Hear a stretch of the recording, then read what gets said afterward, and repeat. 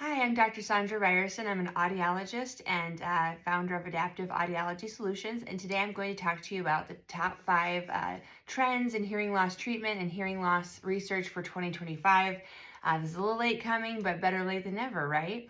2025 saw some exciting developments in audiology and in hearing loss treatment, and I thought I'd provide a recap for you, focusing on highlights that I feel are most impactful to what we do as audiologists. So starting off, not listed in any particular order, as far as importance, starting out with the launch of AuraCast or LE audio, low energy audio.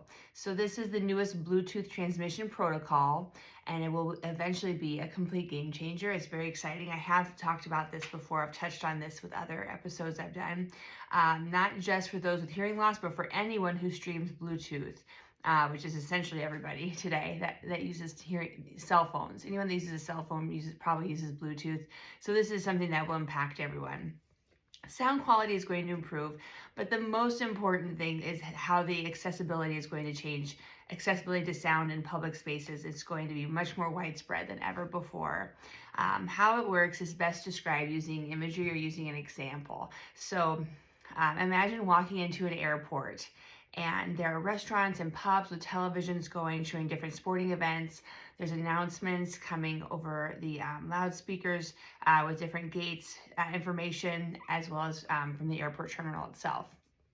So you're going to picture pulling your phone out, and you're going to pull out your Bluetooth settings out of your phone, like you might do with Wi-Fi, except instead of Wi-Fi, you're going to pull Bluetooth, and you're going to be able to select what you want to hear. So maybe you want to hear one of the televisions in the restaurants that you're in. Maybe you want to listen to one of the sporting events. You can select a TV in that restaurant by pulling out your Bluetooth and picking what sound source you want to listen from. Maybe you want to hear the announcements coming from gate A5. And so you can, if you're close enough, I even think you can't be across Denver International Airport and pick up something from one terminal to another, but within reason, you could pick up gate A5 with your streaming settings. So almost all hearing aids sold in 2025 have AuraCast. All the ones we sell are ready for that and prepared for that. These improvements will take time to take place in other markets, to develop in other markets. So like TVs, some of them are starting to come out with AuraCast. Some cell phones are starting to come out with AuraCast. Like some of the new Samsungs have AuraCast. And then, other streaming devices to offer this AuraCast is going to become more readily available. So sound system in churches and schools and other public venues will now be able to upgrade to this technology, and it should be widespread in public spaces by 2030. So this means that not only would you be able to stream using hearing aids, but also any Bluetooth headset as well. So we're all going to be upgrading our Bluetooth headsets, our AirPods or whatever it is we use to stream sound. If it's not hearing aids, we're all going to be taking advantage of this technology in the years to come. So which is really exciting. Next up, research continues to provide insight into how hearing loss affects cognitive function. So hearing aids continue to improve speech processing and noise, and recent studies have confirmed that these improvements reduce cognitive load and listening effort. And over the last 10 years, there's been multiple articles that have provided evidence that untreated hearing loss negatively affects cognition. We can't stop the brain from aging. However, new research does provide evidence that treating hearing loss earlier is an effective way to reduce the burden, reduce that listening effort on the brain, and that in turn can help prevent earlier cognitive loss. So in other words, as I always say, the brain is going to get older year after year. We can't avoid that, but we can impact how other modalities affect our brain aging. And one of those big ones is hearing.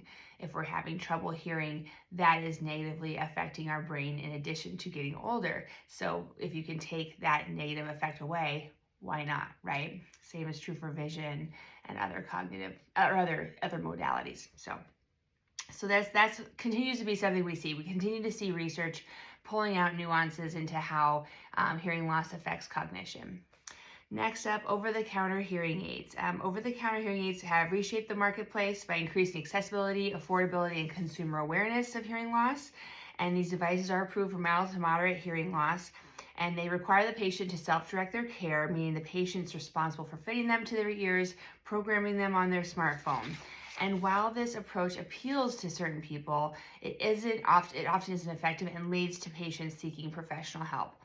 And even though there are significant drawbacks to over-the-counter hearing aids, the ability to do something and to intervene and get intervention is without using a professional is appealing to certain people, and I understand that. And for those of us that treat hearing loss, I think we support any way in which a person starts their hearing loss journey. And the important thing is to start, because of what we mentioned just earlier with cognitive factors and how hearing loss affects cognition.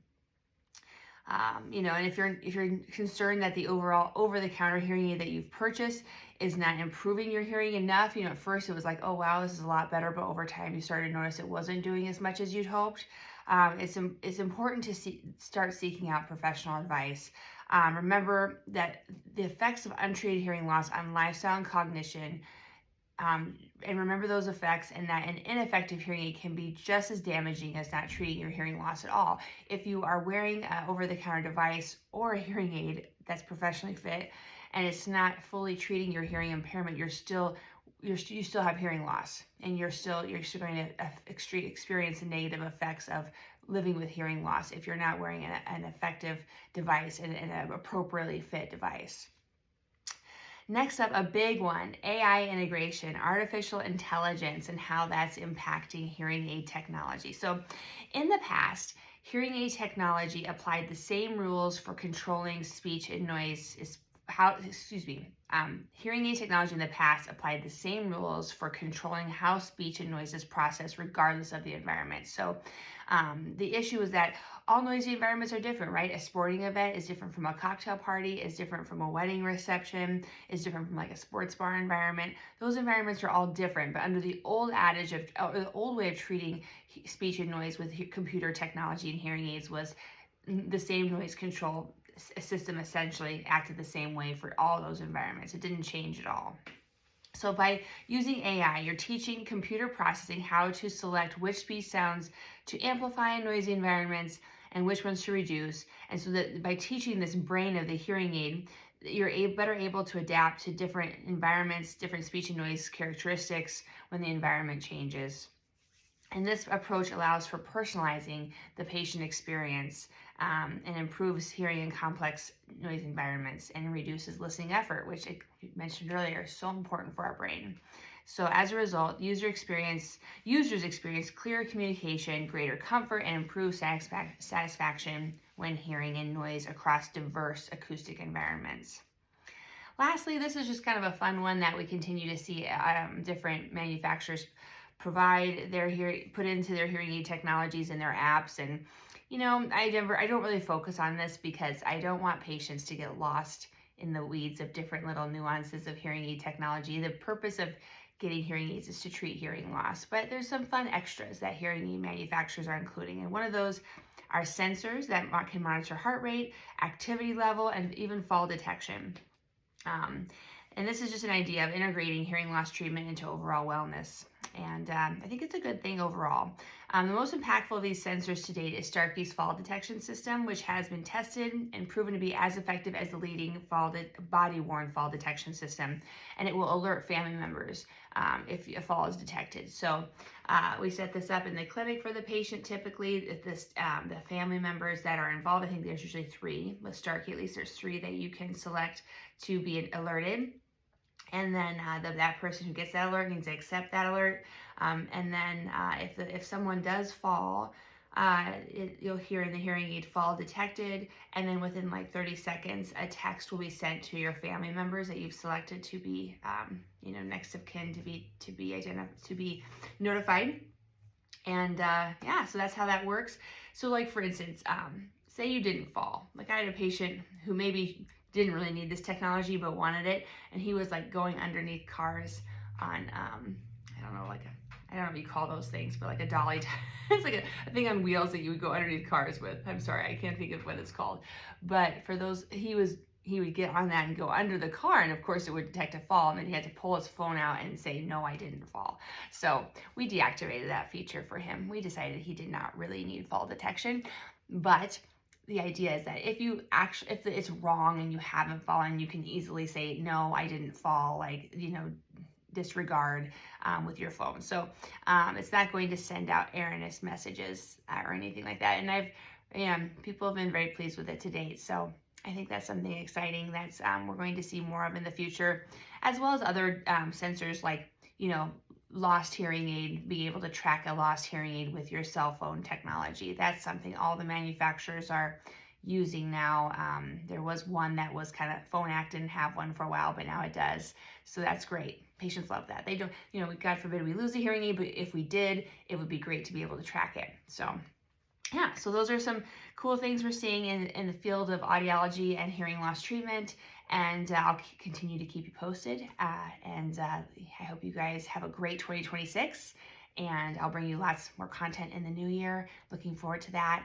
If you have anything you're interested in, please don't hesitate to email us, reach out to us through YouTube, through the blog, or, through email, Facebook, Instagram, however you can find us.